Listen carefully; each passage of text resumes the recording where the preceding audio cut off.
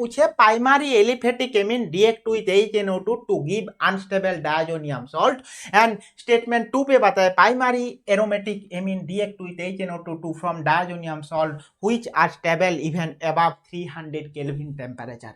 Means आपका 300 kelvin temperature का ऊपर स्टेबल होगा और नहीं होगा ये आपको बताना है, ठीक है ना। सो क्या होगा आपका, सो इसी क्वेश्चन का आंसर अगर देखना है तो हमें थोड़ा सा इसी पेज पे जाना है और यहाँ पे मैं एक पार्ट अच्छा से आपको मेंशन कर दिया था क्योंकि उसी टाइम डिस्कस करने को टाइम ये जो ए वाला पार्ट ए पार्ट, क्योंकि एल्किल एनिलीन एल्किन एमीन होगा उसके साथ NaNO2HCl देते हैं तो हम लोगों का क्या अनस्टेबल एल्किल डायजोनियम सॉल्ट होता है जो आपका क्या ना नीट 2022 पे आया है।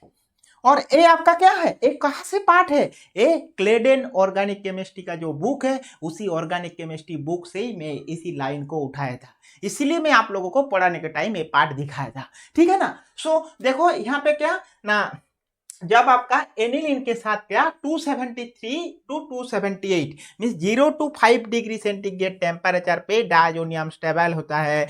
हायर टेम्परेचर में डायजोनियम सॉल्ट स्टेबल नहीं होता है। हायर टेम्परेचर में वो एक्सप्लोसिव रिएजेंट बन जाता है। हायर टेम्परेचर में हम लोग को खुद डायजोनियम सॉल्ट पिपार्ट किया, पिपार्ट करने को टाइम अगर आप रूम टेम्परेचर में 2 दिन 3 दिन रख देंगे तो बहुत एक्सप्लोर हो जाता है, तो एक्सप्लोसिव हो जाता है, इसीलिए हमेशा लोअर टेम्परेचर पे रखना चाहिए डायजोनियम सॉल्ट, ठीक है ना। तो चलो देखते हैं हम लोगों का क्वेश्चन का आंसर। अभी primary aliphatic amine react with HNO2 and give unstable diazonium salt. Means हमारा स्टेटमेंट क्या है, स्टेटमेंट सही स्टेटमेंट है, ठीक है ना। अरे ऐसे क्या स्टेटमेंट 2 क्या है, primary aromatic amine react with HNO2 to from diazonium salt which are stable even above 300 kelvin. 300 kelvin means 27 degree centigrade. हम लोग को क्या बताए, हमेशा 0 to 5 डिग्री सेंटीग्रेड पे स्टेबल होता है। मीन्स आपका एक कमेंट सही नहीं है स्टेटमेंट 2, तो आपका statement 1 is correct and statement 2 is incorrect. So आपको ये पार्ट जानना चाहिए। डायजोनियम सॉल्ट से मैं आपको एक क्वेश्चन दे रहा हूं, उसी क्वेश्चन आप क्या कमेंट बॉक्स में लिखो क्या आंसर सही होगा। आपके पास अगर क्या ना बेंजीन लिए, इसी बेंजीन है और बेंजीन से कैसे आप क्या बेंजीन से कैसे क्लोरोबेंजीन फॉर्मेशन करेंगे, क्लोरोबेंजीन फॉर्मेशन करेंगे, ठीक है। कौन कौन सा रिएजेंट यूज करेंगे आप कमेंट बॉक्स में लिखो। एक फर्स्ट में ऑप्शन आपको लिख देते हैं, एक फर्स्ट रिएजेंट क्या ना H2SO4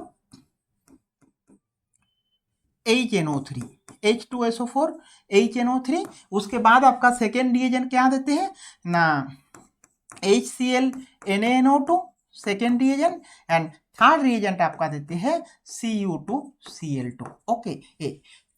उसके बाद आपका क्या ना ऑप्शन 1, ऑप्शन 2 पे क्या दे सकते हैं ना आपका H2SO4 HNO3 then hydrogen platinum charcoal, then आपका HCl NaNO2 देन आपका copper chloride, okay. Then third option आपको दे रहा हूं, ये आपका temperature A 0 to 5 degree centigrade, ये आपका 0 to 5 डिग्री सेंटीग्रेड और सिमिलर फॉर HNO3